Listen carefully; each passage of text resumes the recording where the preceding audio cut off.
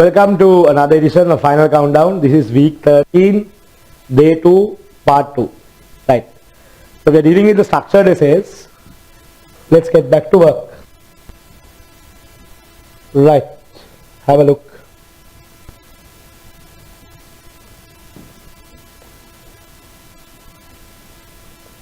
When a tuning fork is at resonance, with a tube with one end closed, what is the type of wave being produced in the tube? Longitudinal or transverse? Guaranteed longitudinal standing waves. Longitudinal standing waves. Right? Part B. You are provided with a set of tuning forks of frequency 288, 320, 362, 480, a suitable glass tube and glass jar and other necessary items to determine the speed of sound in air using graphical method. What is the purpose of immersing the tube in water? So why do you immerse it in water? To make sure one end is closed. Right. You can write there. To make sure one end is closed. Right. Inside the tube shown in the diagram, draw the wave pattern of a mode of wave that we would set up for taking data. Clearly indicate the end correction in the diagram as well. So we normally take fundamental mode with the end correction. Fundamental mode is what we normally take with the end correction. Right. Moving on. Which tuning fork would you select first to take data? Give reasons for selection. Now we take the tuning fork with the highest frequency, 480 Hz. Highest frequency will have smallest vibrating length. So which tuning fork will you select? Tuning fork with the highest frequency. Here. Tuning fork with the highest frequency will give us the smallest vibrating length. So you can just write it here if you want. So 480 Hz tuning fork will give the smallest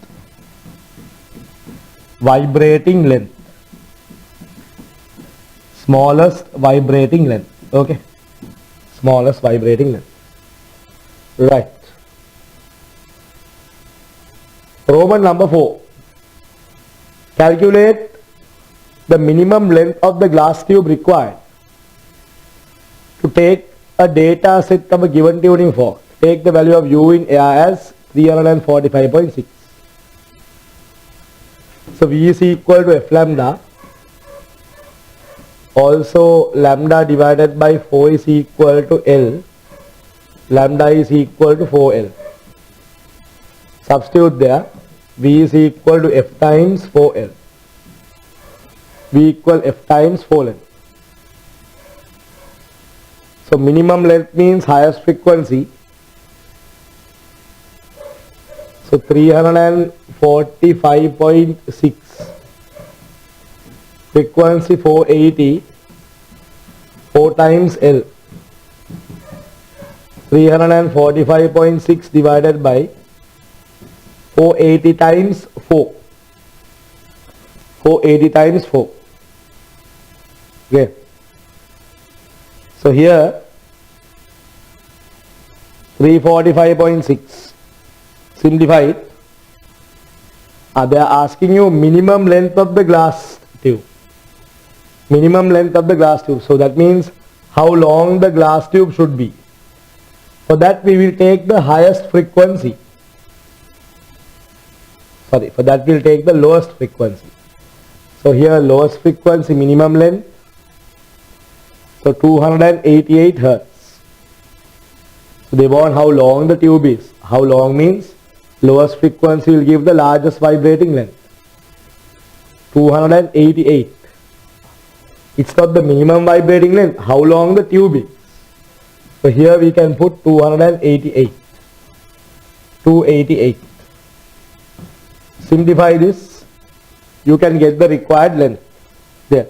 Required length. How much? Required length will be 0.30 meters. So the maximum possible length is about 30 centimeters. Yeah. So how long the tube should be so that we can use all the tuning forks? It's about 30 centimeters. Okay. So be careful when you're doing this. They are not asking the minimum vibrating length. They are asking the minimum length of the glass tube. Minimum length of the glass tube. Okay. Right. Next one. Obtain a necessary equation in terms of F and the resonance length L to determine V and E by plotting a graph. So, lambda divided by 4 is equal to L plus n correction. Lambda is equal to 4L plus n correction. V is equal to F lambda 4 times L plus n correction. Simplify this carefully. What is your independent variable? Independent variable will be your frequency, but you have to simplify it carefully. L plus E is equal to V over 4 1 over F. L is equal to V over 4 1 over F minus E. Graph is of the form Y is equal to mx minus C. Y is equal to mx minus C. Okay, right. So there you go, the variation. Next one. If you are asked to use another tuning fork in addition to the tuning fork given above, which one out of the given set below would you select, considering the requirement to have a uniform point distribution on the plot? Right. Look at the board carefully. Now what frequencies do we have? We have 288, 320, 362, 480, no? So between 362, 480, there is nothing. 362, 480, there is nothing. So 362, 480, there is nothing. So uniform distribution, if you look here around 40, here around 20, here around 20, here 40, here 20, here 80, right? Uniform distribution.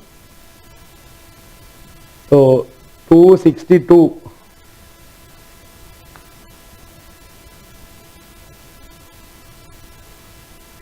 480, 2.1. So most suitable here, I think you can take 2.5, no? This is more suitable. More suitable, no? 2.5, 10 to the power minus 3. 406.4. Yeah? 406.4. Right. Draw a rough sketch of the graph that would you expect in this experiment. Label the axes.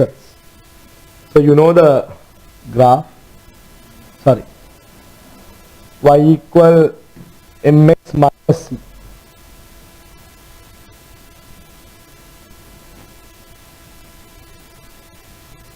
So here 1 over f per hertz, length in meters. Here your axis 0, 0. This is the general graph that you would get. Okay. Next one. If the room temperature was uniformly increasing during the period of the data, draw the curve that you would expect. Velocity of sound in air directly proportional to absolute temperature. Temperature increases, velocity of sound in air will increase. Temperature increases, velocity of sound in air will increase. So when velocity of sound in air increases, what can you say about the gradient of the graph? Gradient of the graph is V over 4. That also will what? Increase. So how do you represent the graph here? You name it number 2 as well. So how will you name it? There you go, number 2. Gradient keeps on increasing. Clear? Gradient keeps on increasing. Right. So slowly moving on.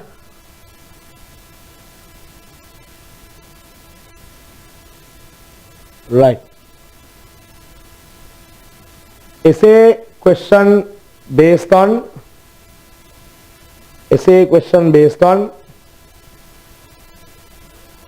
surface tension. Essay question based on surface tension. Right. A capillary tube of internal radius r is immersed I think it's best we use a whiteboard to do this. So here we go. Right. We'll read.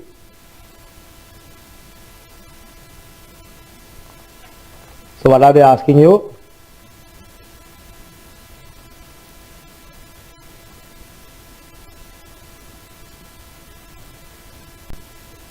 A capillary tube of internal radius r is immersed vertically in water under atmospheric pressure.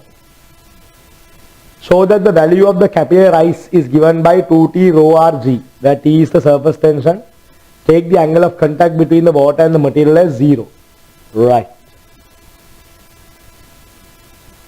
So here we go.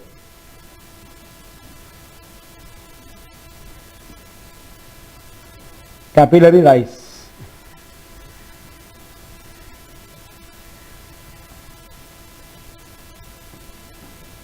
So here you have atmospheric pressure,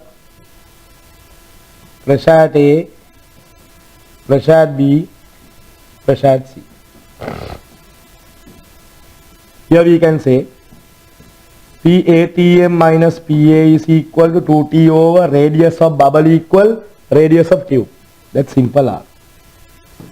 Pressure at A is equal to PATM minus 2T over simple R, that's radius of bubble equal radius of tube. So simple R here is the radius of the tube. Right.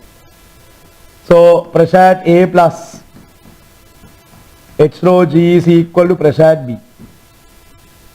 Pressure at A is equal to PATM minus 2T over simple R. H rho G is equal to pressure at B. Pressure at B and pressure at C both are what? Same.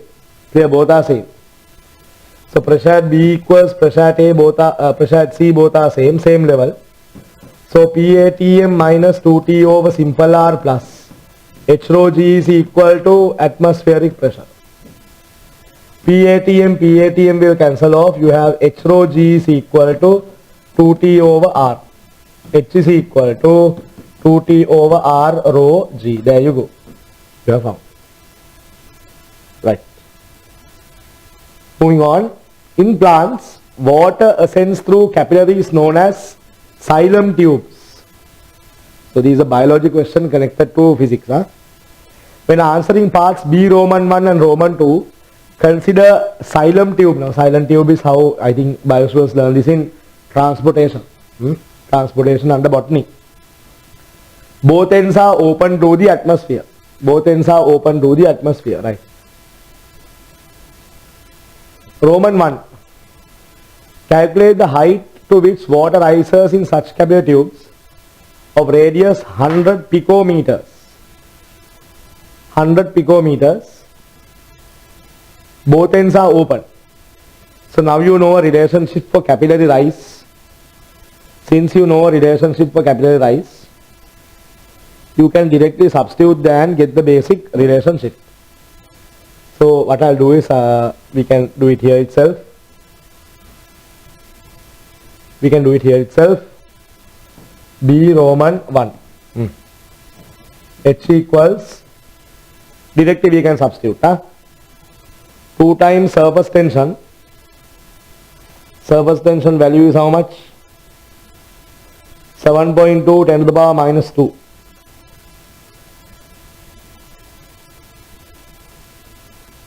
and 100 micrometers. Right, 100 micrometers. So 2 times 7.2 10 to the power minus 2,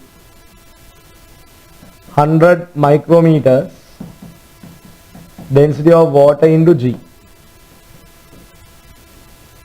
Simplify this, you will get your answer in meters. Yeah, you get your answer in meters. The value of that is, if I calculate now, 0.144 meters. 0.144 meters. Right, Roman 2. Roman 2. Okay. Next is what? Taller trees. They have water rising up to about 100 meters. What is the internal radius of the tube? Now they are telling height is 100 meters. So H is equal to 2 times 7.2 10 to the power minus 2. Height is 100 meters. Radius we don't know, 10 to the power 3 times 10. Radius is 14.4 10 to the power minus 2. 10 to the power 4 10 to the power 2. 14.4 10 to the power minus 8. That's about 144 nanometers. No?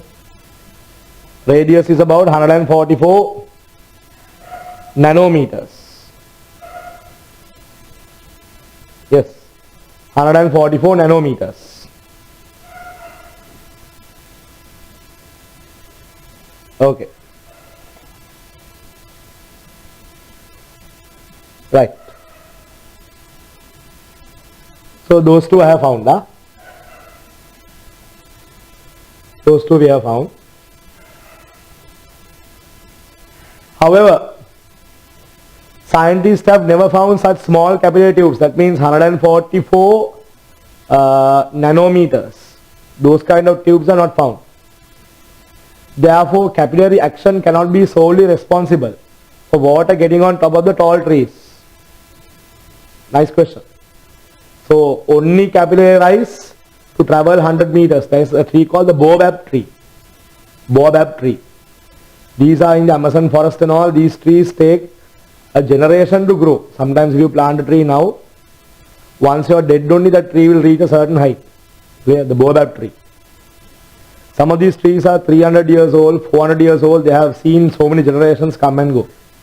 And these trees are tall, very tall trees. Now if you take the, there are certain tribes that live in the Amazon.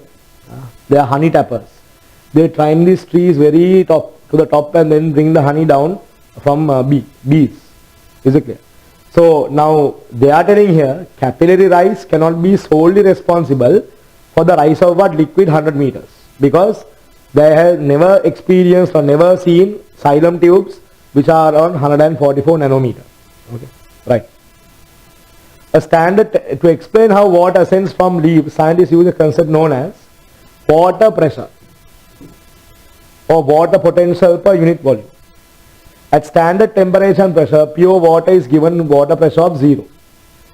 Adding solute molecules, solute means like ions, salts, water has effect of lowering the water pressure, making it negative. When water evaporates from leaf tissue, it rises the solute concentration of water in the leaves. This results the water pressure of leaves to be relatively low compared with the water pressure gradient pushes up water from the roots to the leaves. Right. Figure shows a root and a leaf of a tree. Root and a leaf of a tree. If the water pressures of the root and the leaf are 10 to the power minus 2 kilopascal and 10 to the power minus 3 kilopascal, estimate the height of water column that can be easily sustained by this pressure difference. So here directly I think we can do it. Pressure difference delta P H rho G. Pressure difference who is bigger? I think pressure at the bottom is bigger. minus 100 kilopascal minus on top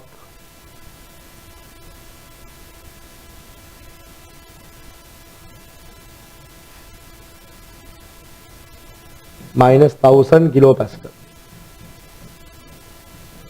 H rho G 1000 cancel off. Minus 100 plus 1000. H times 10. 900 H times 10. H is equal to 90 meters. There is a small effect there, no? Excess or the pressure variation. 900 meters or 90 meters. 90 meter height can be obtained. Right. Moving on. Assuming the water flow in the xylem to be streamlined using Poisson's equation, determine the average speed of the rising water. Neglect the weight of the water rising in the column. Viscosity of water is given. Take the length of the xylem tube equal to the height you calculated above. Right. Volume flow rate is pi over 8 eta L r to the power 4 delta P. Delta P. So volume flow rate is going to be cross sectional area into velocity, no? Area into velocity. Pi r to the power 4 8 eta L. Pressure difference. Pressure difference is going to be 900 kilopascal. Pressure difference is going to be 900 kilopascal. Okay. So here you can substitute 900 kilopascal. So pi r squared velocity v, pi r to the power 4 8 eta L 900 10 to the power 3. Pi cancel off, r1 r squared left. Velocity is r squared 8 eta L 900 kilopascal. Simplify it.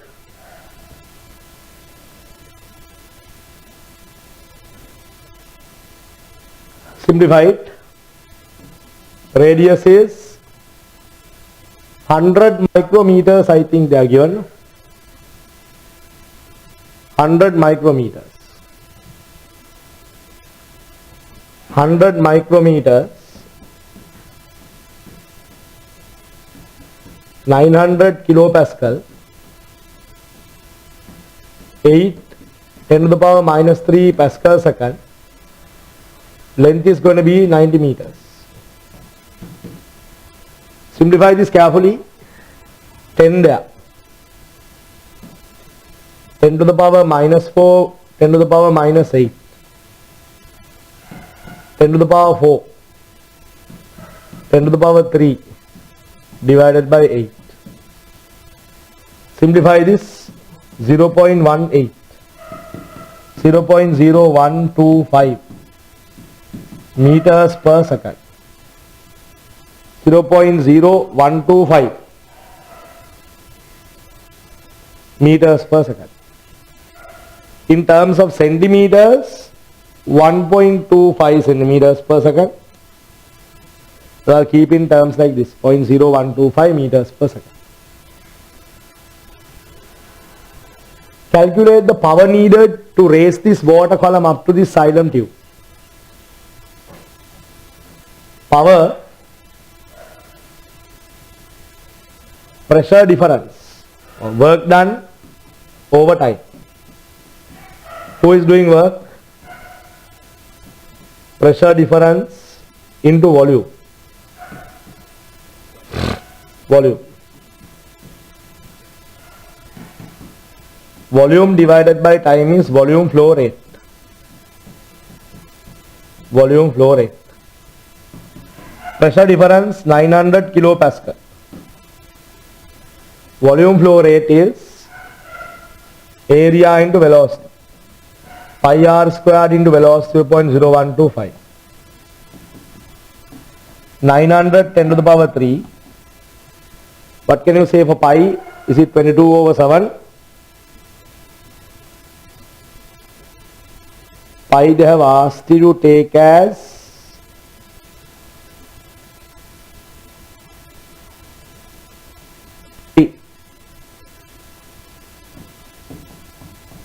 100 micrometers, 0.0125. Simplify the relationship. 9 10 to the power 5,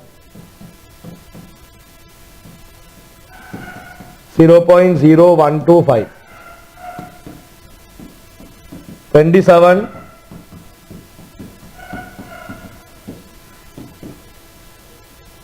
simplify it. 27 multiplied by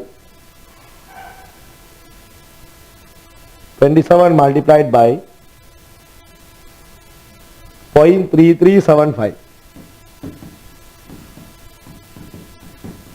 10 to the power minus 3, jump a decimal. 3.375 10 to the power minus 4 watt. 3.375 10 to the power minus 4 watt. Right. Next essay. Use of satellites is expanding due to many applications in areas such as communication, meteorology, defense, scientific exploration about the Earth, as well as outer space. Satellites are placed on certain orbits depending on their application. The gravitational force provides the required centripetal force to maintain the satellites in orbit. Right. Geosynchronized satellites. This section is about geosynchronized satellites. Orbit the Earth with a period of 24 hours, thus matching the period of the Earth's rotational motion. A geostationary satellite is a geosynchronized satellite in an approximately circular orbit on the plane through the Earth's equator. So geostationary is going around the Earth's equator. That appears motionless in the sky. The idea of GSS, geostationary satellite, was first proposed by science fiction writer Arthur C. Clarke, famous name. Communication satellites and weather satellites are often given geostationary orbits, as communication satellites and weather satellites are given geostationary orbits. They can continuously observe the same areas on the Earth for a long time. GSS uses directional antennas for communication with the ground station. There are also several disadvantages of geostationary satellites being operated by GS.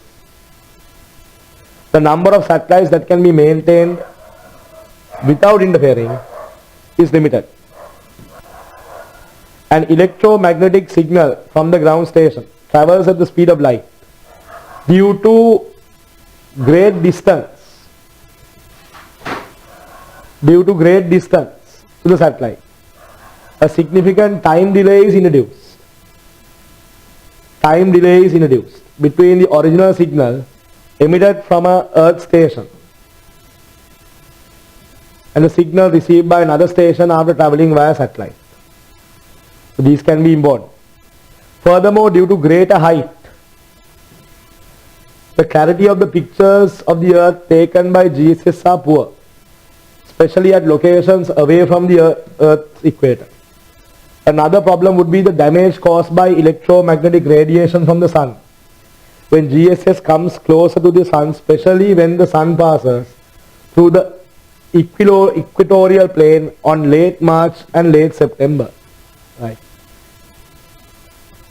Lower Earth orbit satellites, LEOs. Lower Earth satellites typically operate at heights of 160 to 2000 kilometers from the surface of the Earth, with shorter periods, have become more popular these days. Their orbits could be on any plane passing through the center of the Earth. However, for continuous data acquisition pertain to certain specific locations, a system of a group called LEOs is needed. Some advantages of LEOs are use of simple, non-directional antennas, reducing time delay for EM signals, higher clarity pictures, and less EM radiation from the sun. Also, it needs less energy and resources to place the satellite into low Earth orbit satellites, 162,000 kilometers, and needs less powerful amplifiers for successful communication. A polar satellite which passes over the poles of the Earth is a special case of LEOs. Hubble telescope is another example of LEOs. So low Earth orbiting satellites, right? Okay. The scientific exploration of outer space experiments are conducted in observatory placed in the orbit which are far away from the Earth. There are 5 specific locations called the Lagrange points where satellites could be placed to perform such experiments. So scientific exploration experiments are conducted in observatories. Such place appears relative to the Earth-Sun system. The following figure shows 2 L points, Lagrange points, called L1 and L2 when Earth orbits Sun with period of 1 year.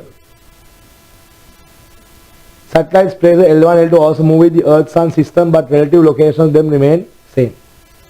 There are 4 satellites at the vicinity of L1, 3 satellites including latest Planck Space Observatory have been placed at the vicinity of L2. L2 is especially useful for observation of outer space because Earth partially blocks solar radiation falling towards the satellite at L2 throughout the motion. So Lagrange points are points which remain, or relative locations which remain at rest. There are 5 points like that where satellites are placed so that experiments can be done. So these are all highly important data when it comes to solving this problem. So what is the period of a GSS? Same period of the Earth, 24 hours. 24 hours. There. Geostationary satellites, their periodic time is 24 hours.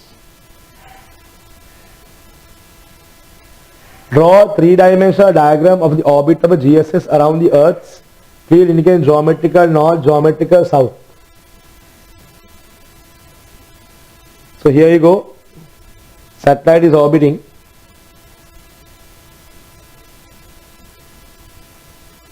Here. Geometrical north, geometrical south. Here. Equatorial orbits. Equatorial orbits.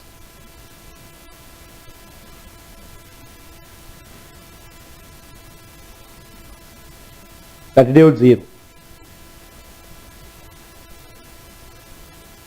Give an example for LEOs.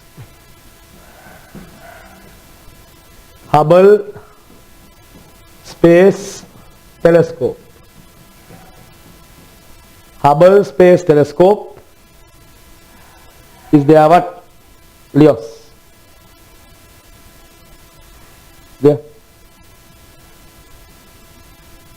Or International Space Station also is correct. Obtain expressions for the radius of a GSS in terms of universal gravitational constant, mass of the Earth, periodic time of the Earth T. Substitute correct numerical values for the expression. No need to simplify the answer. So who is providing centripetal force? Centripetal force is provided by the gravity. Capital G, mass of Earth, mass of satellite, orbit radius r squared, m, omega squared r, m cancel off. GSS means same periodic time as the Earth, 24 hours. So we can simplify this. GME equals omega squared r cube. Omega is 2 pi over periodic time whole thing squared r cube. That is GME. That is GME. Okay. GME. Now what? R cube is equal to GME t squared over 4 pi squared. Orbit radius therefore is cube root GME t squared over 4 pi squared. Cube root means 1/3. Simplify this. 40 10 to the power 13. 40 10 to the power 13. Periodic time 24 hours, convert to seconds. 4 pi squared. 4 pi squared.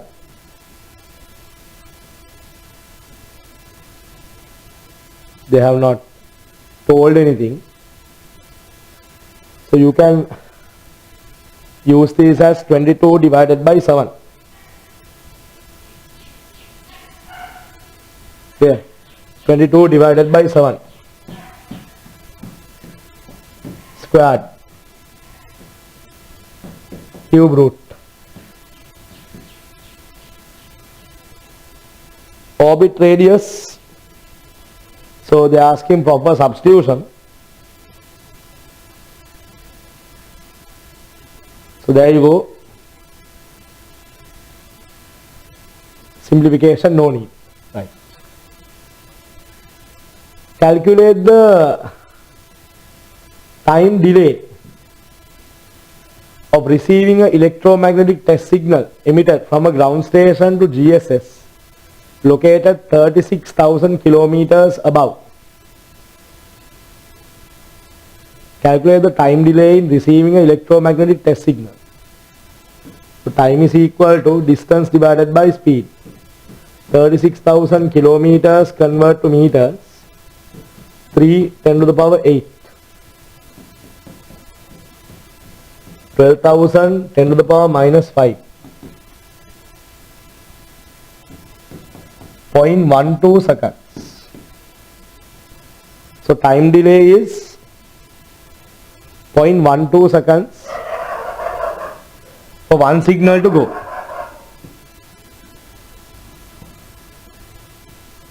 Signal takes 0.12 seconds.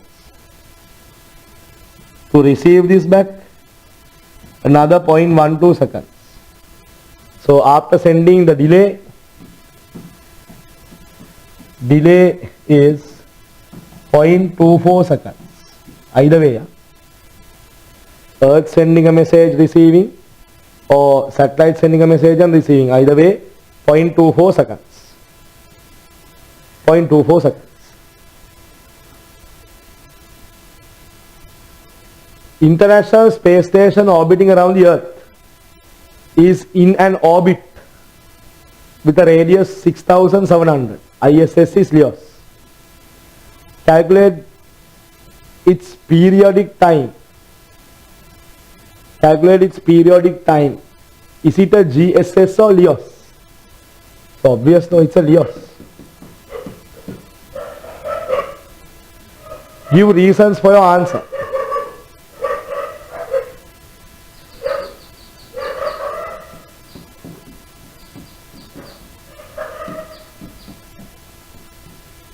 Capital G, mass of Earth, mass of satellite, simple R square. M dash.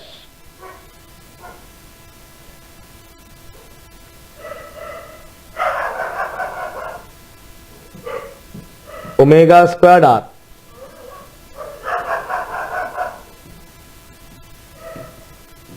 GME omega squared R cube. 2 pi over T.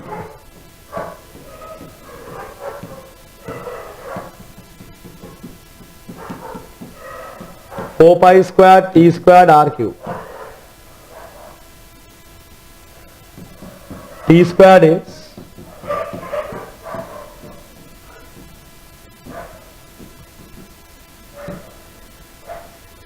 Let's find this.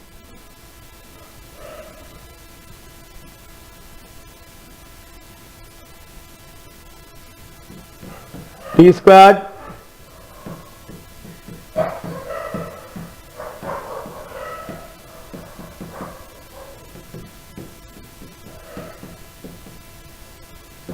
(6,700 kilometers convert to meters cube).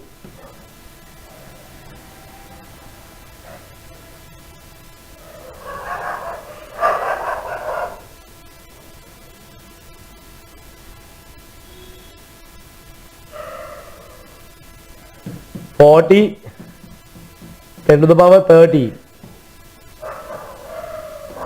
square root). Find the periodic time.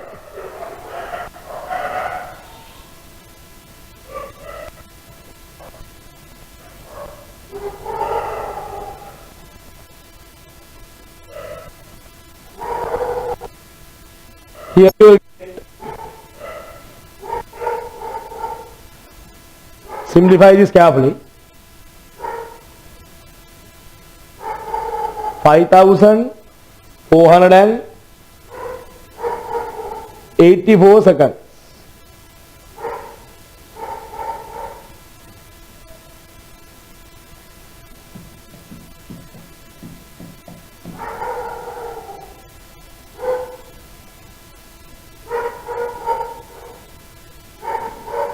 Right.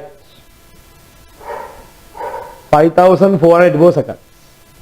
So less than the Earth's periodic time. T is less than 24 hours. Therefore, it is a Leos. Low Earth orbital satellites. 3 advantages of Leos. In the paragraph we learned, what are the advantages?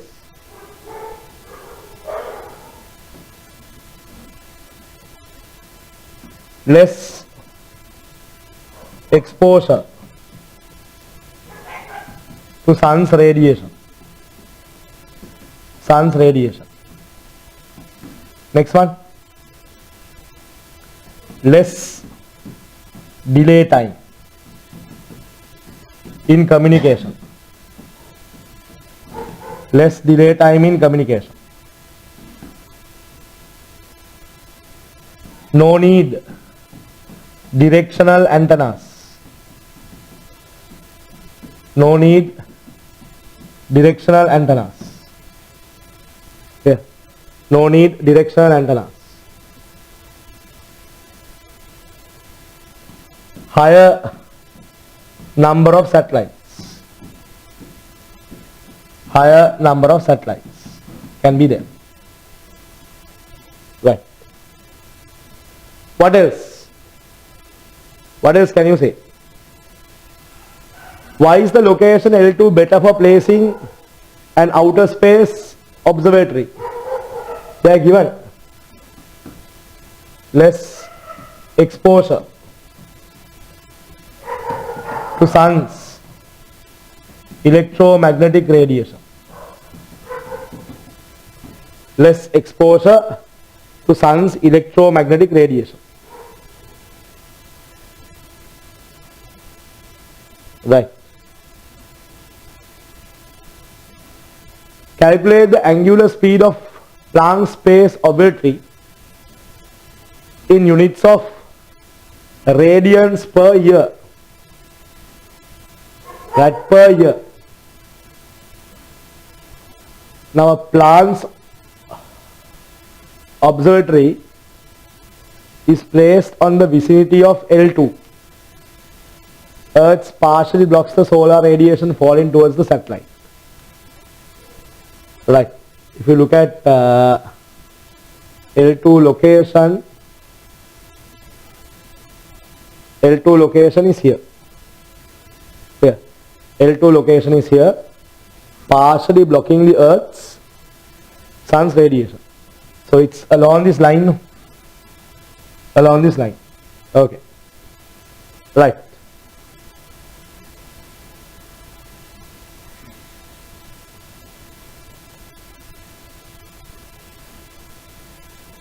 Calculate the angular speed of the Planck's satellite observatory in units of radians per year. In units of radians per year.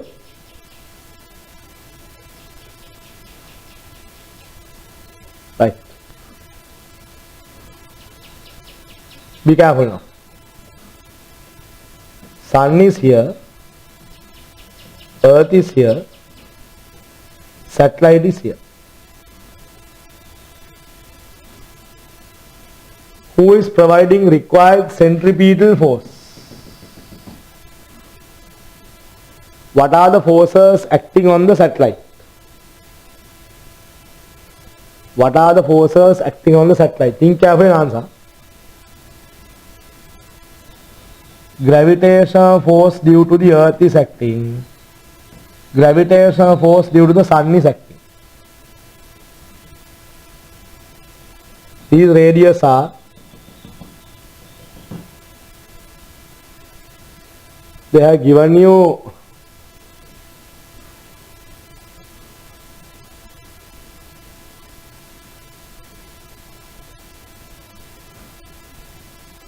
radius of the Earth is given.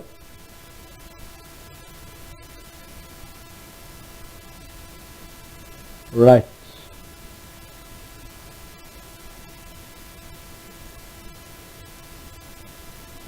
So Lagrange point means periodic time is the same. Lagrange point means, look at the sentence there. Lagrange point means periodic time is the same. Clear? Periodic time is the same.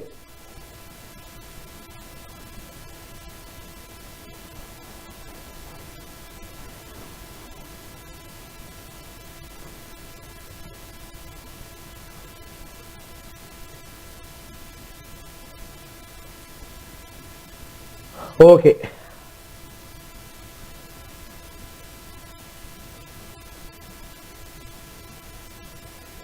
So periodic time is 1 year.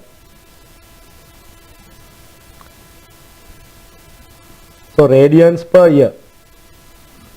So periodic time omega is 2 pi radians per year.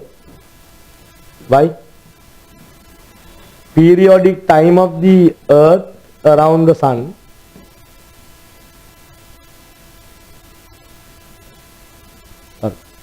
a Lagrange point indicates periodic time of the Sun around the Earth.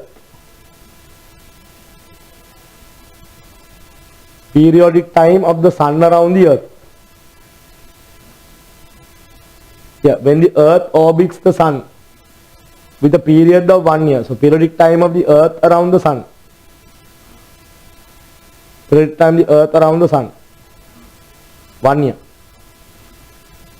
Satellites at L1, L2 also move with Earth-Sun system, but relative locations remain the same. Right. So here it's a very simple calculation. Here it's a simple calculation, 2 pi radius. One rotation. Right. Write down an equation for the orbital motion of the Planck's observatory in terms of mass of Sun, mass of Earth, distance from Earth to Sun. And the satellite is simple r. So mass of the Earth, mass of the Sun, distance from Earth to Sun r, and to satellites. Earth to Sun is r. Earth to Sun is capital R. Satellite is simple r. Right. Okay.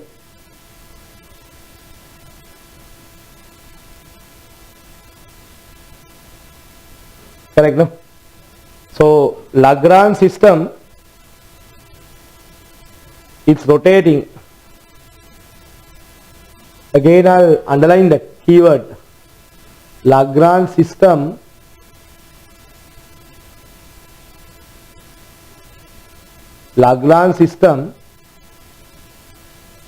Sun Earth system, but the relative location, That means when the earth rotates, orbits the sun with period of 1 year, satellites placed at L1, L2 also move with the sun earth system.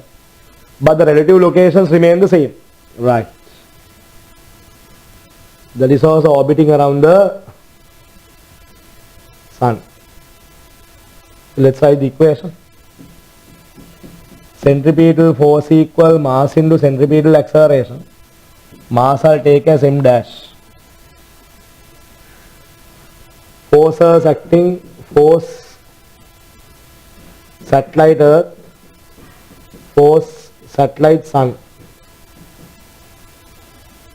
Mass of the satellite omega squared capital R plus simple r. G, mass of satellite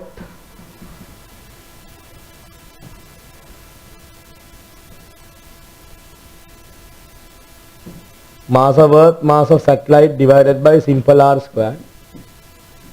Mass of sun, mass of satellite divided by r plus simple r squared. M dash omega squared r plus simple r. All m dash cancel off. GMS capital R plus simple r squared omega squared r plus simple r. There you go. Okay. Right.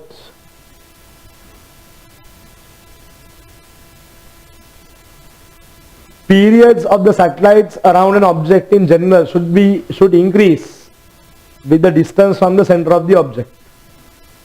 Satellites at Z1 and Z2 are at different distances from the sun but have equal periods. Satellites at L1 and L2.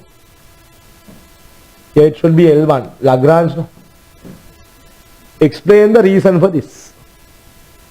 Satellites at L1 and L2 are at different distances. So L2 I have written. What about L1? Earth is here, orbit radius r. Radius from the sun to the earth is r.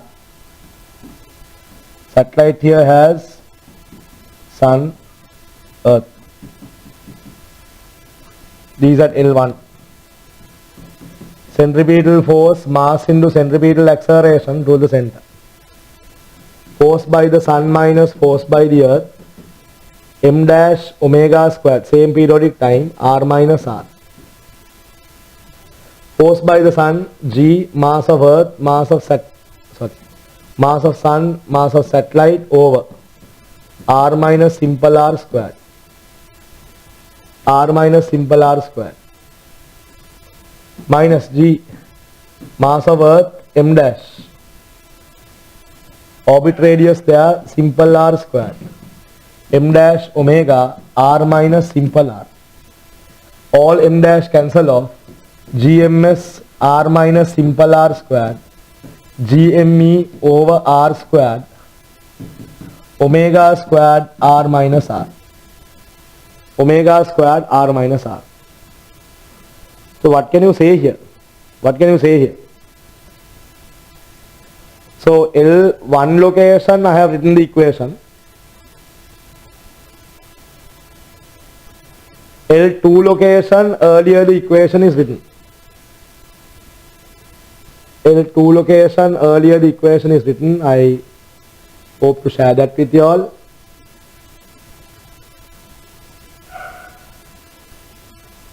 L2 location. L2 location. R plus simple r square. GME simple r square. R plus simple r. What is happening here? Distance has increased. Omega same. Then this term here should also what? Increase. Now what? Here distance reduces. This part should also reduce. This part also should reduce. Therefore subtraction there is taking place. Okay.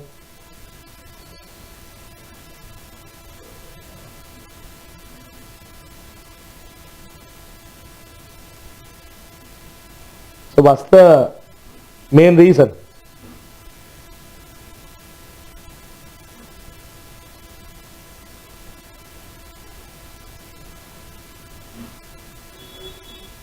Well, the reason for this is simple. At this location, L2, resultant force is large, but the distance is also large. Here, resultant force is small, but the distance is also what? Small. Therefore, periodic time can be what? Same. Normally, don't try to use this equation, T squared proportional to R cube. Don't use this. Because Earth and Sun both are having a force on this. If it was only Earth, then no problem. Don't use this. So at L1 location, resultant force is less, but distance is also less. L2 location, resultant force is large, but distance is also what? Larger. Yeah. Therefore, what happens? The periodic time can be the same. Right there. For L1, resultant force is small, but distance is also small. Resultant force is small, but distance is also small. At L2, resultant force is large, but distance also is large. Resultant force is large, but distance also is large. Therefore, periodic times can be the same. Therefore, periodic times can be the same. Okay. Right now? Okay. This concludes week 13, day 2, part 2. See you next with week 13, day 3.